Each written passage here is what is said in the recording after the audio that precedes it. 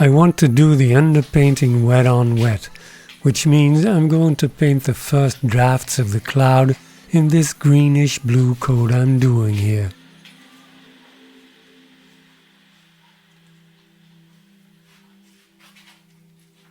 Ever more indigo, and Scheveningen blue light for the top of the sky. The stipple brush and the badger hair fan brush to create a smooth gradient. This is my painting stick, a simple slat with a screw. I use it to prevent my hand from touching the still wet surface.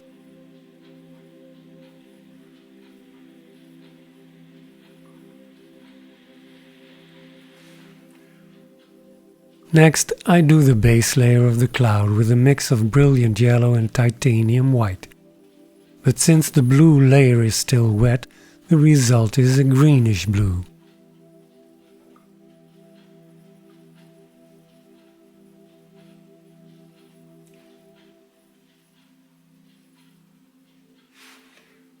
This makeup brush is definitely an asset.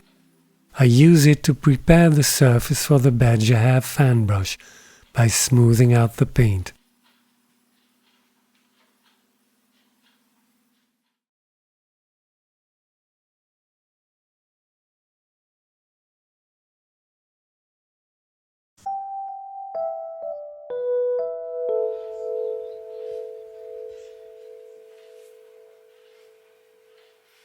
The color of the sea just below the horizon is roughly the same as the color of the sky directly above it. In a later stage it will become even lighter, because in the end I want the horizon to fade into the sky to suggest the approaching rainstorm. In the foreground I make the water a bit more blue again, to increase the connection with the blue of the sky. In this blue layer I paint the smaller waves that remain after the larger ones have flowed out. Because the ground layer is still wet, I can apply the paint very easily, and the resulting colors are always related.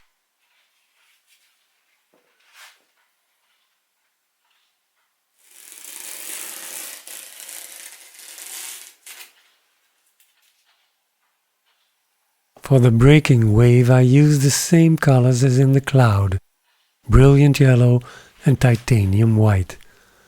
Ultimately, the sea and the sky must form a common world, and color is of great importance in this.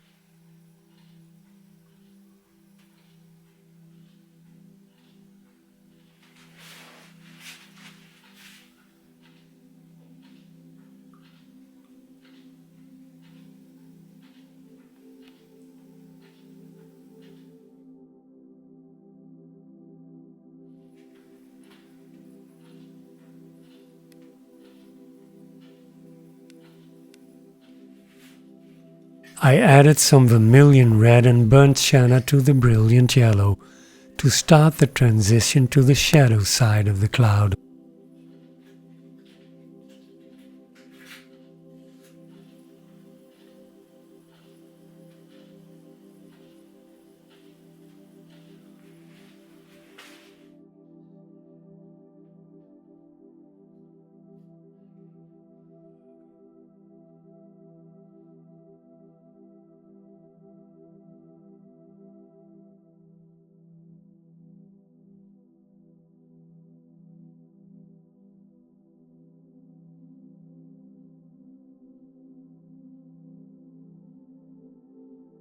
Finally, the inevitable badger hair fan brush. Tomorrow I will continue with the lower part of the cloud and its connection with the sea.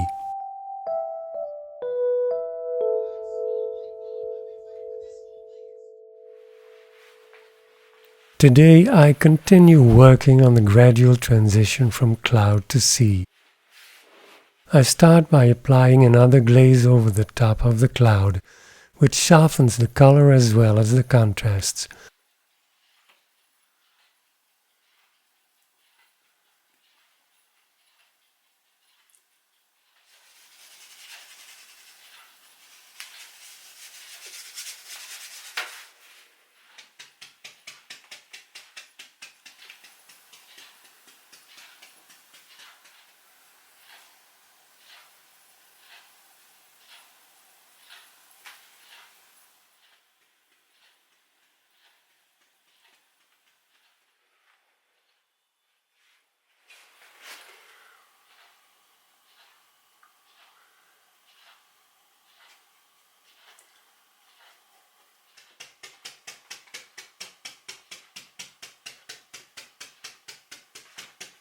I use the stipple brush to extend the paint over the horizon to make the transition from sea to horizon even more blurry.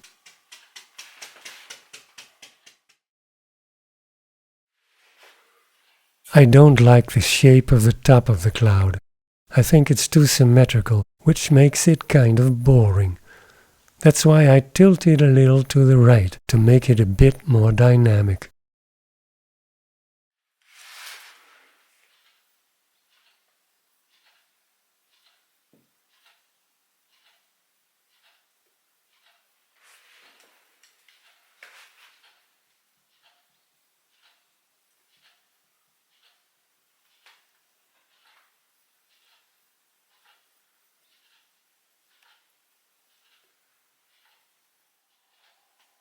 I finished the day by painting a few highlights on the breaking wave. I added a little vermilion red to the mix, which makes the color fuller and creamier.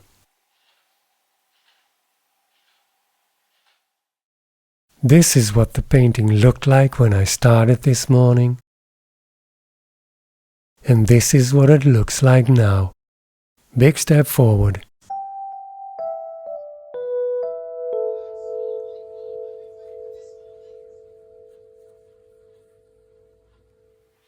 I'm still not happy with the shape of the cloud.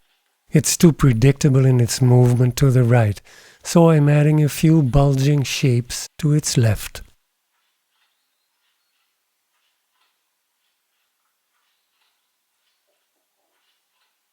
I don't want them to attract too much attention, so I'm keeping the color a bit muted, which also helps create the illusion they're further away.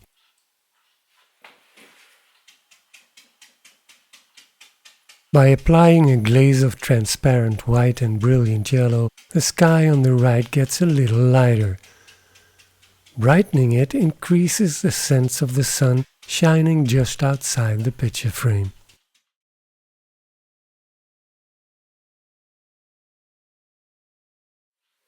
Time to pay attention to the sea. The shape of the breaking wave is reinforced by foam trails from previous waves. I use a synthetic flat brush and diluted paint to suggest these patterns, with their typical alternation of thick and thin lines. The closer the trails are to the top of the wave, the less light they catch. That's why I paint these light accents at the bottom of the wave.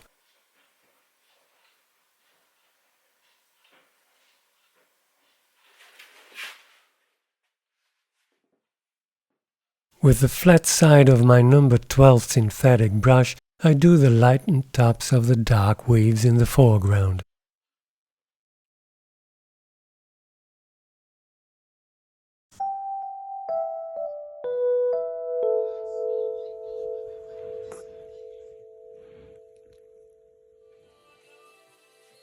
I'm going to darken the entire right side of the painting. Not by much, but hopefully just enough to enhance the sense of light.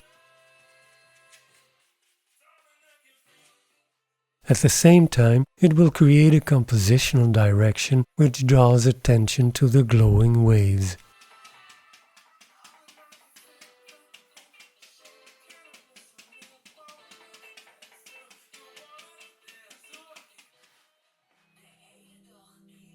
Quite often, smaller clouds, still catching a little light, float in front of these monumental giants. The paint is still wet, so again the rag is the designated tool. In no time, tiny clouds float in front of the dark background. With a mix of indigo, Scheveningen blue light and transparent white, I add a few final accents.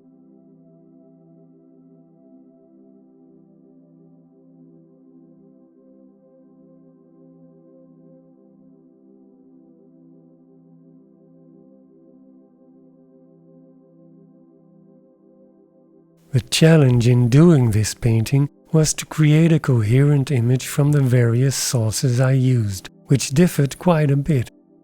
Considering that, I'm not unhappy with the result. It demonstrates once again that it is wise to be flexible with your reference photos. Till next time.